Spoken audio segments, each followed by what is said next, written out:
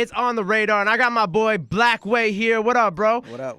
Yo, Bro? it's so crazy because we actually just found out that we live. This happened to me with somebody earlier this week. Not earlier this week, last year. I found out that we was both from the same town on Long Island, and I just found out that we live. Well, my parents could, but they're across the street from each other For years. I'm really happy to see people from Long Island because like when I started here, I was like. There weren't a lot of people from Long Island moving around, and now I'm like meeting DJs and stuff like that that are really like, making moves in the city and stuff like that, and that are from Long Island too. So it's really dope to see another artist from Long Island coming up out here. And I noticed that too, and it's a good thing to know that it's not really a coincidence, because as you start to move around a lot, and I was literally just talking to my boy about that yesterday. I'm like, yo, as we're moving around a lot, we're starting to notice that we're starting to meet a lot of people that just so happen to be from Long Island, and it's not even like young people too. Like I was up at the building yesterday. And I met with this A&R. She wants me to do something with one of her artists, long story short. And then she's like, where you guys come from? I'm like, we coming from Long Island. She's like, oh, wow, that's crazy. I'm from Huntington. Yeah. You know what I mean? Yeah. And that's great. I'm like, yo, I just found out my project manager's from Freeport. Yeah. You know what I mean? So it's so crazy, and I think it's so dope that it's like, oh, snap. There's a lot of people that come out of Long Island and you don't know till you have a conversation. Yeah, I was actually on the phone with somebody who was who works or has like very close relationships to like quality control, and like somebody gave me his number, and it was like a 516 number, and I was like, get the fuck out. Where are you from? He was like Hicksville, and I was like, oh shit. I'm like, you right there, and you never know that all these people are really from Long Island because like. Long Island is one of those places that people like are afraid to claim. I feel like, especially around here, people be like, yeah, I'm from Long Island. Yeah, I get super excited when we meet somebody from Long Island. Yeah, because it makes you feel good. Because you like, wow, at least I'm not the only one out here from Long Island. Especially out of state, not even in New York. When we go to like Atlanta and we bumping into somebody like, oh, it's not. I used to hang around Nassau all the time. Like, what are you talking about? What? Yeah, when I was in Miami, there was one of my. This is really fun. One of my Uber drivers, like straight Puerto Rican. Yeah. He didn't really speak too much English, and he was like, where are you from? I'm like, oh, I'm from New York. He's like, oh, we're in New York. Me too. And he was like, and I was like, Long Island. He's like, I'm from, I forgot what town, but it was in Nassau. Yeah. And I was like, it's small crazy, fucking world. Like everybody, like low key, there's so many people out here moving from Long Island. If everybody would claim it, if everybody would literally openly claim it, that it wouldn't be like that thing no more. You know what I mean? Long Island would be like Brooklyn if everybody, because a lot of people come out of Long Island. A lot of talented people come out of Long Island, bro. Yeah. It's just that we're not loud about it. We're not like, oh, I think we should be though. I know, because people keep it on the low, and then they're just like, and then when you actually find out, they'll say New York, or they'll be like, oh, like my family's from here, and like in the city, and then that's how they'll claim it and shit like that, which is the funny part, because you're like, just claim it, because like we all actually from there. Yep. So I know you didn't spend your entire life in Long Island though, right? So you're from Ghana originally, correct? I'm from Ghana. Well, I mean, I was born in Brooklyn. I've been back and forth my whole life. That's what I was about to say. How did that work? Yeah, so I was born in Brooklyn. My brother and I lived in Brooklyn our early years, right? Then we moved to Ghana probably when I was like 4. And I don't want to throw too many numbers out because we'll be here all day. But between like 4 and 13, I was back and forth between Ghana and Queens. Damn. Yep. Between 4 and 13, I was back and forth between Ghana and Queens. How did like school and all that work out?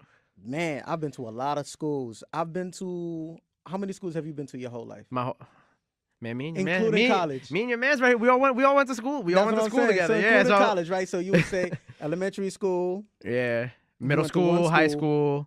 High school. You went to one school for high school, right? One school for high school. College, you went to one school for college. Yeah, one school for college. So I'll give you 4 schools your whole life. Yeah. I've been to like 11 schools. Damn.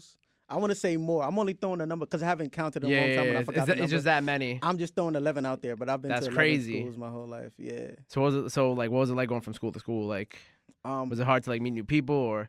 It was never hard to meet new people because for me it was just an experience, right? So when I was younger, I didn't think of it as something like, yo, damn, I'm moving around a lot.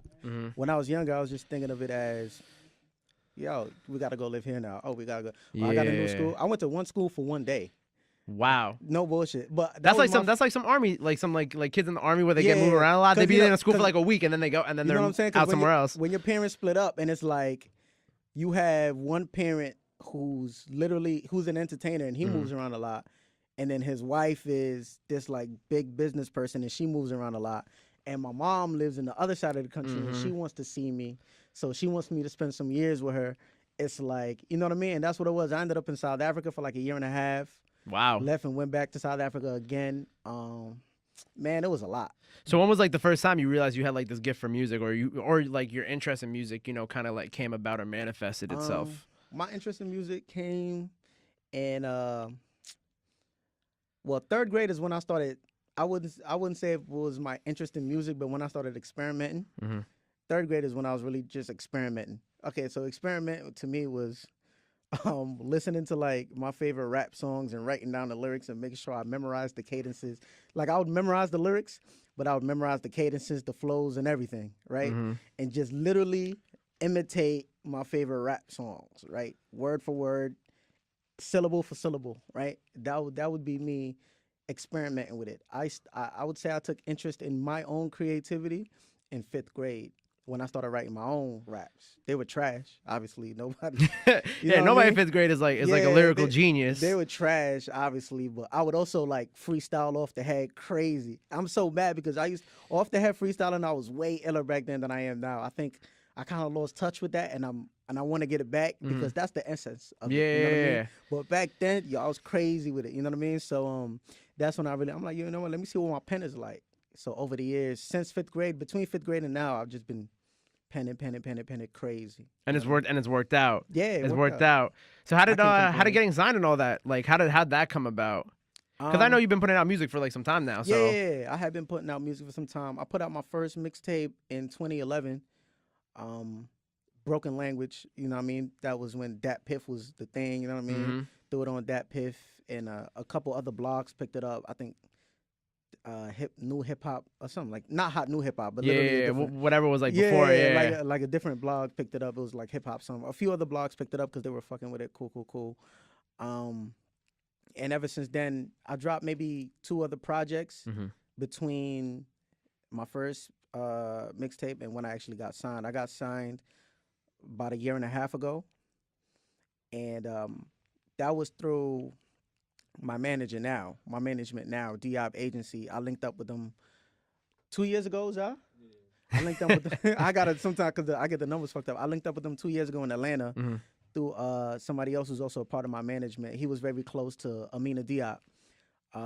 And he's like, yo, and they're actually related. He's like, yo, my sister lives in Atlanta. She manages Gucci. She works with this person, that person, this person. I'm going to fly you out to go meet her. And you know, people, when people tell you stuff like that, you don't really take it too seriously. Yeah, you like, it might happen like a few months from now, but you don't think it's going to happen like immediately. You know what I mean? But even then, you still feel like it's an empty promise, you know? And even then, you feel like she's probably not who you think they say she is, right?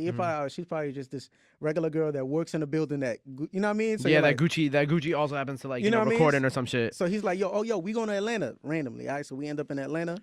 We walk into her crib. I'm like, it's pretty big. It's a big crib. Cool.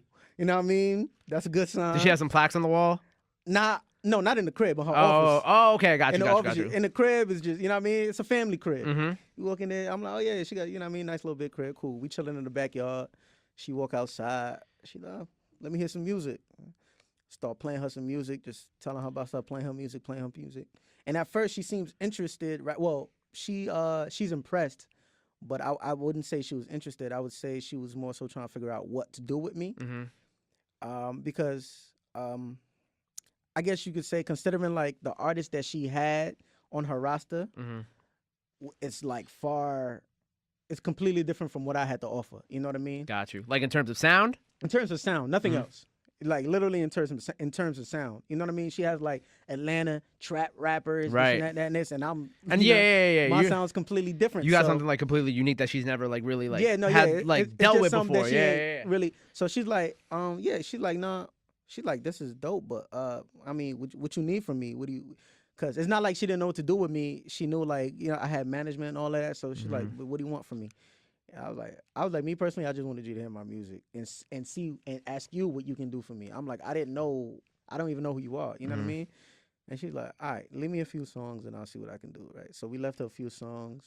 We left from her crib and literally we on our way to an 8 motel. Is that what it's called, Zah? Yeah, 8 motel. One of them dirty shits, you know what I mean? We on our way back to the little 8 motel and she calls, she's like, and mind you, this is just what she told me. This is something that it fell through. It's not something that actually happened. But at the time, this was like the first thing that got me hyped.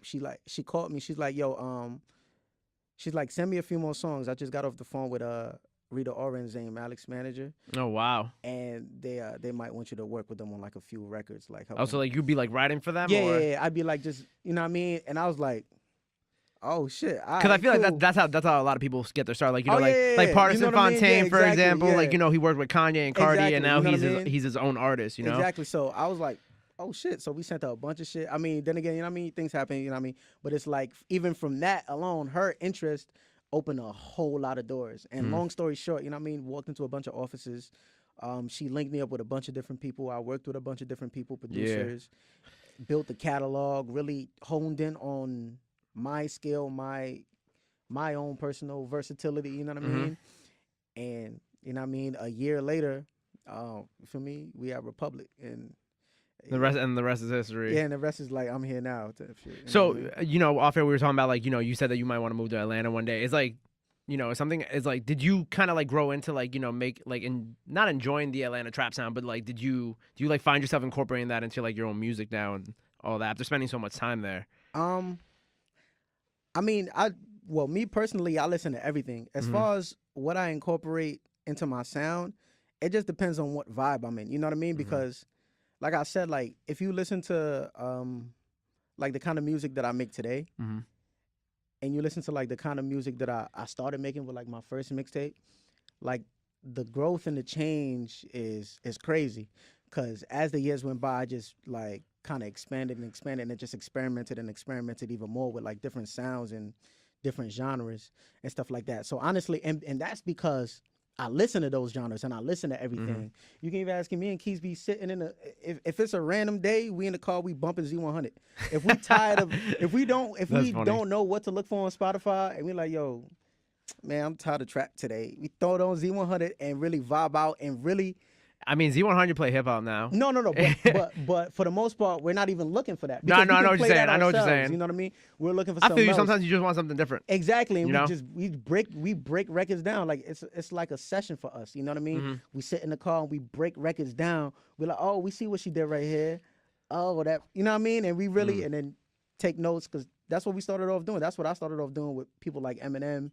You know what I mean? I listen to those records and I break them down and I see what he do with his flow, what he did with his words right there. Even when they telling stories, how he told that story, how he put that twist on it in the third verse, stuff like that. And that's really what it is. So when it comes down to like music, I incorporate whatever vibe it's there because I follow the production with me. Unless I'm building the beat from scratch, and even then, even if I'm building the beat from scratch, I don't come up with the words first. I always come up with the melody first. You know what I mean? And then I follow that. Right. I follow that energy. So it depends. If it ends up being like more a trap sounding beat, I'm not going to be rapping about trapping. Right. But the flow and the cadence is going to be trap like, and it's going to be like, oh, okay, yeah, this is where the song is going. Right. You know what I mean? So what I want to ask you is, how did you get into that? So, like obviously the lady who like, hooked you up and like kind of brought you on, she had some type of like relationship with Gucci, and I know you have a record with Gucci. Yeah. So how did was it built through that relationship that you and him did the record together? So I was in LA at the time. That was when Gucci was what year was this? This had to be. Was this probably right after he got out then, right? Yeah, it was right after he got out. Because that's when he started the Europe tour. I think that was the first thing he did after he got out. Yeah, right? he dropped the album, then he went out on tour and did all that shit. So he was doing his Europe tour, and I think he was in France at the time. He was in France at the time. I was in LA at the time. That was when I started working on my last EP, Good.Bad.Faded. And I got a call from Snake. Snake is Gucci's road manager. He's the one he goes everywhere with Gucci. Got you. He called me. He's like, yo, DJ Battle and Gucci are working on this record, and Gucci left him a verse, and DJ Battle needs another artist that can do like a hook and complete the song with another verse. And I told him, shit, I'm gonna send it to you. So I'm like, yo, send it. I'm in the studio right now. I'm gonna be in the studio tomorrow, even if I don't get to it tonight because I was working on another record. He sent it. Vibed out to it overnight at the hotel, went back to the studio, knocked it out, sent it to them. Shit is crazy. And the rest was history, right? Yeah, so crazy how that shit be just happening overnight. Yeah, it just happens. Some things take really long. Like, you got your clearances, you got like, all this other shit. It was easy because, you know what I mean? My team works with Gucci. You know what I mean? So it's almost like I've never had a complete conversation with Gucci. Honestly, he could bump into me right now and he'd have to remember who I am. But it's like... He got so many damn records too with so many people. So with it's so crazy. Many people, but it's like... It wasn't a process because he's home team, but he don't know that I'm home team. Yeah. You know what I'm saying? But it's like we can get that done no problem. So Yeah. it was one of those things, and it was a win for me. That's sick. That's dope. That's dope. And he bodied that shit. He went crazy. No, yeah, he did. I was honestly like, I tell this to every artist that comes in. When I have people coming in, like normally the day of is like the day that I really like just listen to like their music all day. Yeah. So I had like your iTunes up and all that stuff like that. And I heard their Gucci record before. Yeah. 'Cause I think I saw Keith posted at some point. Yeah. And it was dope. But like both of y'all really killed that shit too. Like listening back to it. And I think the dynamic, like you know what I mean, of just both of our sounds and even both of our voices and what both of us had to offer to the record. I think it's hard. To this day, I think one day that record is gonna pick up and take off. Right? It's not today, because you know how those things happen. Like LMA dropped Boot Up. 2 years ago. But then like there's some exactly. Like, there's some records that like you'll wait like a few. I forgot what record. There was like I remember when Vine was around. There was this one song. Bryson Tiller's record. It might have been Bryson Tiller's. Because even that one, that was out. That for took like a year. before it popped. You know what's popping right now? You ever heard of Danny Lay? Yeah, Little Baby. Baby. They just put that song on rotation out here, and I know that for a minute. and it's been out for a minute. Like I'm pretty sure that song came out before Drake's album came out. So so it came out like. I say the first time I heard it was last year, but I don't know if it was out before that. Like you know what I mean? It was like before the In My Feelings and before she like did the In My Feelings video and like it popped off like that. But like sometimes songs like will just take off like a year later and like there won't be any warning for it. It's just like word of mouth, people telling each other about it and shit, and then that's it. Yeah, exactly. And I have so much faith in that song right there. I think one day I tell them every day. I be like, I think one day that shit, somebody's gonna play that shit and be like, hold up, you know what I mean? Somebody gonna be in the gym because it's like the perfect gym record. Yeah. And it's an ill strip club record. It's like it got a lot of different vibes to it. I think that record gonna take off. If we also talking gym records, so obviously this is like I want to talk to you about this the most. So Spiderman, right? Do it. I got some Hennessy in the building. If you can't see, it's so crazy. Sometimes like I'll drink Hennessy and then like I'll have like the worst night of my life, right? And I'll be like, yes. Sometimes, there've been a couple times, especially in college. Yeah. In college, there was some nights where I was like, I'm never doing that shit again. I'm never not drinking again. I just can't do Hennessy again. And then like a month later. But you gotta go back. I know, yeah. You gotta go back eventually. It be calling you sometimes. It's like you just that ex that you obsessed with. It's like, God damn it, I hate this bitch. Like your girl, one of your homies is just like here, and they're just and you're just like you're like, God damn, you like I gotta do that shit. Yeah, bro. But yeah, I want to talk to you about Into the Spiderverse. First of all, the record's dope. Speaking of a dope gym record, that shit's tough. Yeah. And the fact that, and again, we were talking about this before, right under Sunflower, in terms of like charts, and on the album though, I'm tired of hearing Sunflower. But on the album though, like it goes crazy. Yeah. And I didn't know it was gonna be in like that part of the movie, where it's like the climactic moment and all that shit like that. So I've kind of known, I kind of knew for like a little while that it was. Because I saw the scene like a while ago, because I saw a sketch of the scene. So apparently, like, when I first got done with the record, they weren't even done with that scene yet. Oh, okay, cool. Right. So that's the thing. We kept going back and forth with them, with the studio, because we would get the song done. We would send them. We went back and did like 3 different versions. Not 3 different versions, but 3 different updates of the song. Right. 3 or 4 different updates of the song. It sounds completely different from when we first got started with it. So. Well, when I first got the beat, I literally came up with the whole idea, like the whole "What's Up, Danger," like thing, and then like the first verse, like in my room, I was sipping tea, I was listening to the beat. I'm like, "What's up, Danger?" You feel me? I'm like, "Oh shit!" Then I hit Zach right here. I'm like, "Yo, we gotta go to the studio, book a session right now, because I can't forget this." Right? Yeah, because you had something with that shit. Yeah, so we literally hit my engineer like, "Yo, please," but he lives in Brooklyn. The studio's in Long Island. Right. So yo, pull up now, bro. Please, please, please. Pulled up, laid that down. So the beat sounded complete. So I sent it over to Black Caviar, and it's Jared and Troy. Right, they're DJs, right? Yeah, they're DJs and they're producers. Crazy, like kind of like on some like Swedish House Mafia type shit. They're dope. Got sick, you, bro. Super sick.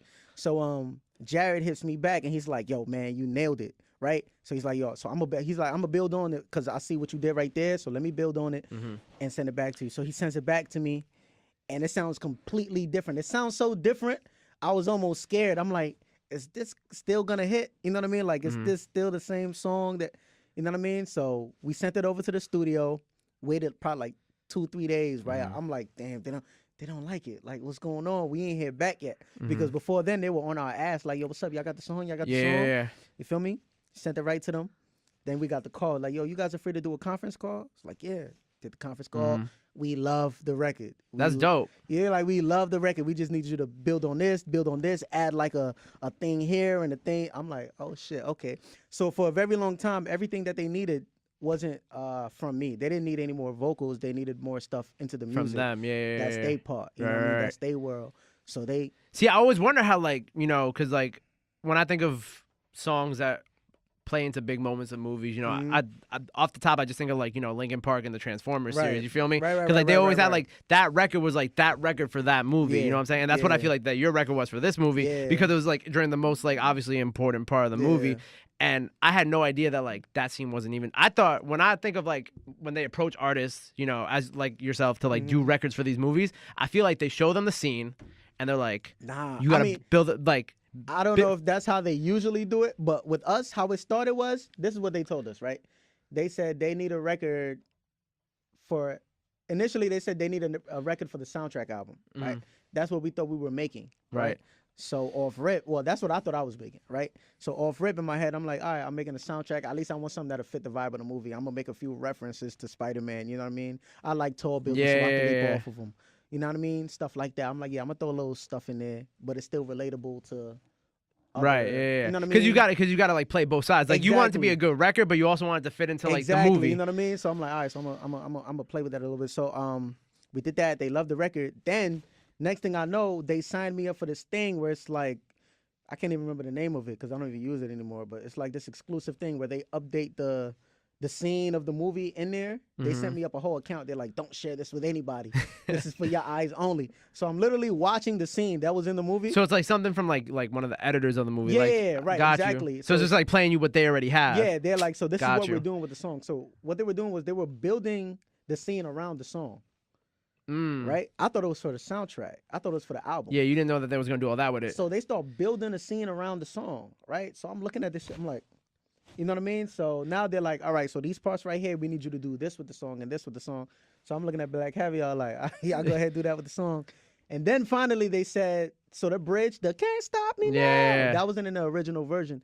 They said, yo, we need something from Blackway now that's going to kind of like, you know what I mean? That climax part of the, you know what I mean? Really up there. Because I remember listening to it, like, even in the movie, I was like, no way, this entire song is just, like, I knew it was them too, but I was like, I didn't think it was all your vocals, you know what I'm saying? I was like, it was all my vocals. Because I, like, that part too, the Can't Stop Me Now, I'm like, that could be him, but I'm not entirely sure. That was me, bro. And it's fucking sick how they, I could talk about this shit literally all day. Because, like, I like, especially with a movie like this, like I love when a movie has a dope soundtrack and it's just like a fucking amazing movie in general. Yeah. You know, like Black Panther, Creed 2, like something like that. And like especially when like, you know, when he's on the building and then they do the What's Up Danger and then like they echo it a little bit. He jumps off and then like it's silence and then it just jumps right into the song. That shit was fucking crazy. It's crazy. That shit gives you goosebumps, bro. And like at the end of the movie, I remember because I went to see with my girl and my friend and they're like, yo, that song was fucking sick. And I'm like, that's the dude I got coming next. I didn't want to say nothing to them too because like I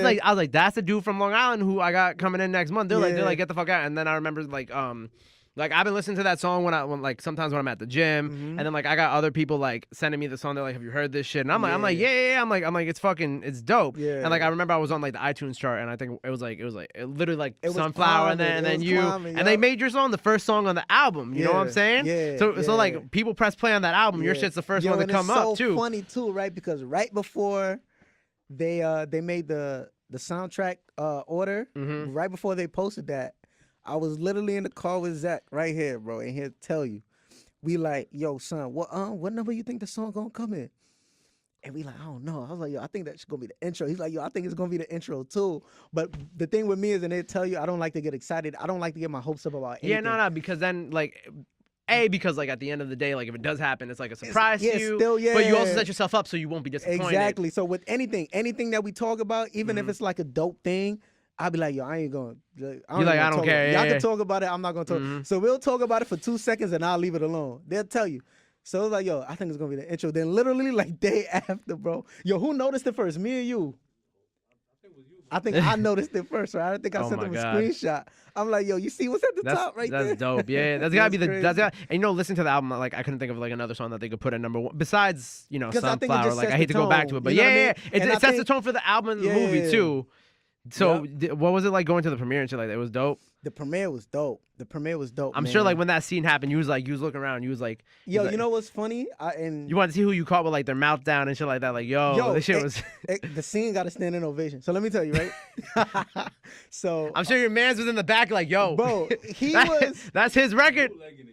he recorded a whole. You know that whole scene's online too, right? Yeah, yep. But we had it in our phones way before they even put it online. You know what I mean? Yo, they gave you the password. You was like. Yo, bro, you was like, right? On the low, you was like, I'm recording this shit. So I'm telling people, because real shit, I didn't even get to enjoy the movie in its like entirety, like for what it actually is. Yeah. Because the whole time I was just waiting for the scene. Yeah. Right. So like I knew the movie was dope, but I didn't know how good it really was till the second time I saw it. So the first time we watching it, I'm like, yeah, I'm just waiting. And he was doing the same thing. Like we just waiting for the scene. So as soon as the scene come on, we like, oh. And you realize the best fucking scene in the whole movie. Yo, bro, it got a whole ovation. Like we gotta. I'm like, and I'm looking at him like, yo, this shit crazy. Don't even know I'm sitting right here. You know what I mean? But nah, it was dope, and it's like, you know what I mean? Always humble still, but it's like one of those great moments. You just smiling for mad long while you, especially for somebody in my position. You know what I mean? I'm fresh in this thing. Yeah. That's one of my and you even got Lin-Manuel fucking you know? Yeah, that creator was of Hamilton. I don't even think I need to list all everything he fucking does. Yeah. Hamilton, Mary Poppins, Moana, fucking I forgot there's some other shit some other Disney shit he working on too. What? I didn't know he did Mary Poppins. Yeah, like he acted in it, like in the new one, in the new joint. Yeah. He's like the main actor in the new one. I didn't know that. What was it like seeing him? Like, I don't know the song in Hamilton. We just said it too. Yeah, but bro, it was crazy because it caught me off guard. Because I remember. Are you familiar with him? Yeah, not like super familiar. You know, but like you know who he is. You know when I found out who he was? I didn't know who he was till it might have been the last season of Curb Your Enthusiasm. I literally didn't know. Oh yeah. I think I saw it maybe like early last year, right? I don't know if it was the last season of the season before that. But Larry David is working on a new play, and he wants to work with Lin-Manuel on the play. So then I literally looked him up after that, because the episode he's sitting down in Lin-Manuel's office, and he's like, yo, my play is a musical, so I'm like, who better to work with than the genius behind Hamilton? Yeah. And then Lin-Manuel turns Larry David's play into like a rap. Yeah. And Larry David's like, I don't want it to be a rap. But the rap that Lin-Manuel was spitting, I'm like, oh, that's fire. Who is this dude? So I look him up. I'm like, oh, that's who he is. You know what I mean? That's when I found out who he was. So very recent. And I looked him up. So when I saw that on Twitter, I was like, oh, snap. You know what I mean? Yeah. And he starts freestyling during the breakdown bridge of the record. That was part of some Hamilton song, some shit like that. That was crazy. Well, you definitely have a plaque coming your way on that one. You know, we're speaking into existence right now. Like I said, I don't like to think about it. I know you don't like to think about it. Nah, you gotta just let it be like one day, like you're just gonna get a little package, and it's gonna be like this big square, and you'll be like, you're gonna be like, oh fuck. Well, that's very dope. Yeah, bro. So, what do you got next coming in 2019, man? 2019. You finished 2018 fucking strong as shit. Yeah. 2019, I literally just, with Black Caviar, we just worked on a new record. I still haven't figured out a name for it yet. It might be Champion. It might be Champion Song. Oh. But it feels very like massive. Like you know what I mean? Grandeur or something yeah, like that. Yeah. It feels like What's Up Danger 2.0 as far as the rap and as far as the confidence behind it. You know what I mean? Emotionally, how I think, because the thing is, the inspiration behind that record was Twitter. Like, I check the tweets of What's Up Danger like every other night just to see how people are responding to it, and I want to know how people feel about it, because I use that to, you know, go back in the kitchen and give the fans what they want. Right. You know what I mean? You have to know how they feel about a record to know what else to give them. Right. And I can't name the number of people that told me What's Up Danger made their day, made their week, made them feel confident when they were feeling low, made them feel unstoppable, made them feel like they can do whatever they put their mind to. Right. Made them feel like they just want to do something dangerous right now, made them feel like nothing can stop them, literally. And I was like, there's no better feeling in the world than that, than feeling like a literal superhero. Yeah. You know what I mean? So. And you in McDonald's commercials, man. You know what I mean? This little kid looking up to you now. Man, bro. Yeah, that caught me off guard, too. I can't remember who tagged me in that. I'm like, oh, shit, I forgot I was supposed to be in a McDonald's. They told me they were going to work with McDonald's, too, but I completely forgot that I was supposed to. So when I saw that, I was like, oh, shit, yeah, McDonald's is in on it, too. That's dope, man. Well, new record. New record, either Success. Champion or Champion Song, coming February 8th. We dropping that. Oh, February 8th. There you go. We got a February date. 8th. Yep, Dope, I'm dropping dope. 2 songs. I'm dropping 2 songs on February 8th, so be That's on the amazing. lookout for both of those. Man, Yep. congratulations on everything. Let the people know where they can follow you at, where they can get your music, all that good shit. Man, it's I am Blackway on everything. So Instagram, Twitter, everywhere, and the links in those bios, you can find it. I'm about to launch officially, probably with my next single. I'm gonna launch my website, so you can go straight to my website. We're still working on the domain, so I'll update you on that too. But until then, just Spotify Blackway, iTunes Blackway, Apple Music Blackway, everything, and I am Blackway social media. Click the links in those bios. You'll get everything that you need from me. Amazing. Blackway, everybody. Thank you for coming, bro. Congratulations on everything. Definitely, bro. Thank you. I'm here. Woo!